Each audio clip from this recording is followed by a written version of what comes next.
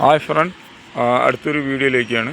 ഈ സ്ഥലം കൊല്ലം തിരുവനന്തപുരം ഡിസ്ട്രിക്റ്റ് വന്ന് മുട്ടുന്ന ഒരു സ്ഥലമാണ്. ഈ പാലം അവിടെ വന്ന് രണ്ടും കൂടി വന്ന് നിൽക്കുന്നൊരു സ്ഥലമാണ്.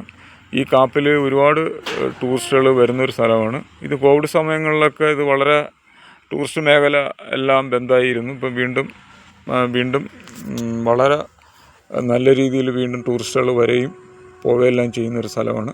ബോട്ട് സർവീസ് ഇതെല്ലാം ഇവിടെ ഉണ്ട്. ഈ ഒരു പാലം തിരുവനന്തപുരം ഡിസ്ട്രിക്റ്റും കൊല്ലം ഡിസ്ട്രിക്റ്റുമായിട്ട് ഒന്നാവുന്ന ഒരു സ്ഥലവും കൂടിയാണ്.